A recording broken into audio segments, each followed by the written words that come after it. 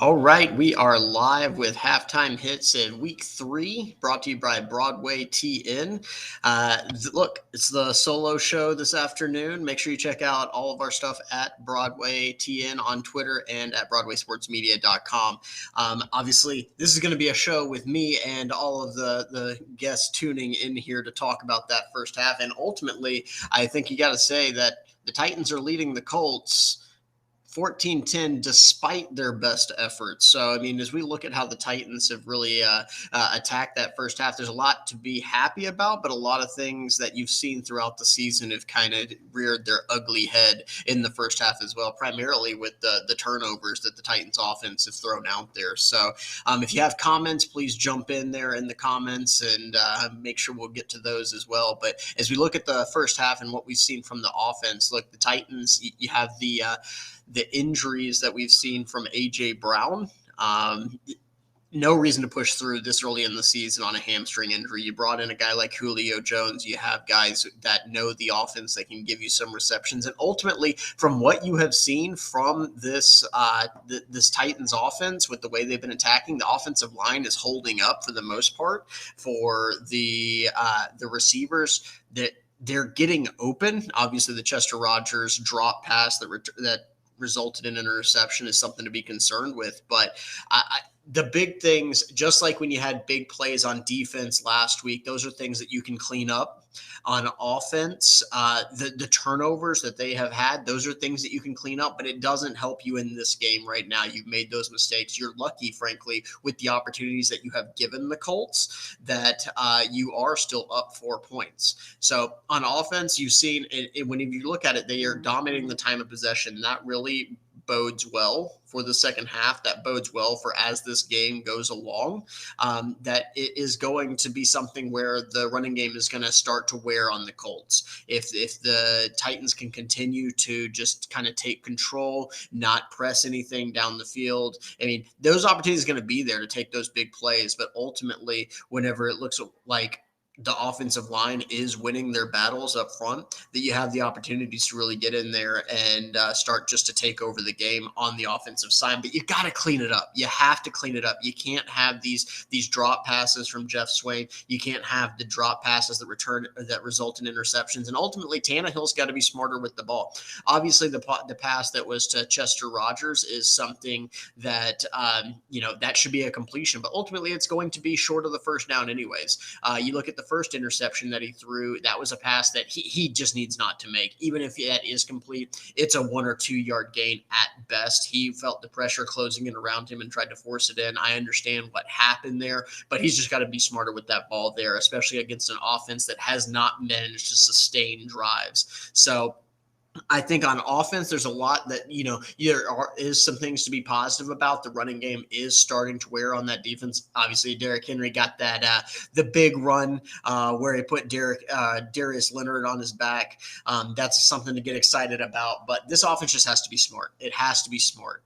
So I think while it's easy to say, yes, they need to put up more points, that's 100% true. But ultimately, you also have to just protect the football, because this is not a game where you have to go out there and win it on offense necessarily, because that Colts offense has not proven that they're a team that can truly dominate this game and really even put points on the board consistently. So I think as you shift then to the bigger concerns, which is really, frankly, on the defensive side, I think when I say the concerns there, I mean it from the coaching staff. This was a staff that, as you look at the game plan that they have deployed out here today, you have to wonder if they really thought that Carson Wentz was going to be active in this game. This is a guy that has made he has not tried to hide the fact that he is trying to get rid of the football. He's not able to move, not able to run around.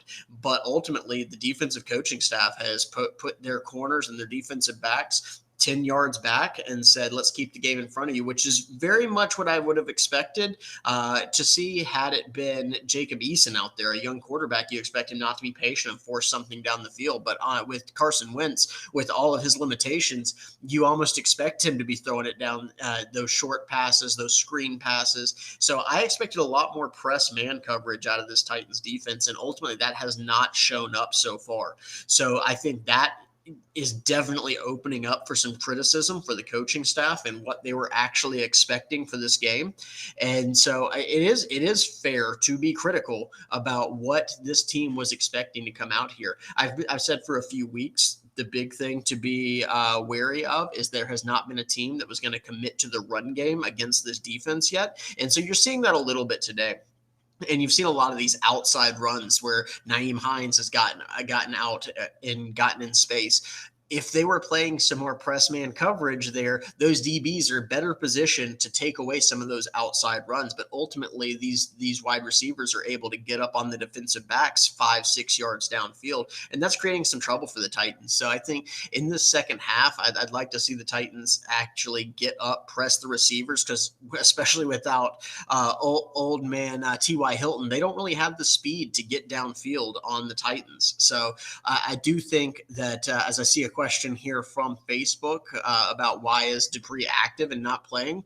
Ultimately, that's something definitely a fair question to ask. Why is he even active if he's not a guy that can give it a go? They've known that he was having some knee injuries, and they decided to trot him out there anyways. So I do think that's something fair to be critical about for this defensive rotation and how they were going to attack the Colts. So I think in the second half, it's something where the Titans have to get more aggressive on defense, force Wentz to force that ball down the field or hold the ball. And you've seen a couple of opportunities for them to get some hits on the quarterback. And then on offense, don't get fancy. Take your play action shots when they're there, but just protect the football. That's all you have to do in this second half, because this is not a Colts offense that is at the point in its development that it should be able to beat you. The defense is playing well. The coaches ultimately have got to help out the players. So I say this as we depart a shorter show this afternoon. I got the appropriate short shirt for what we have breaking out here in this second half, and that says, well, what do we have here? And it's a football game.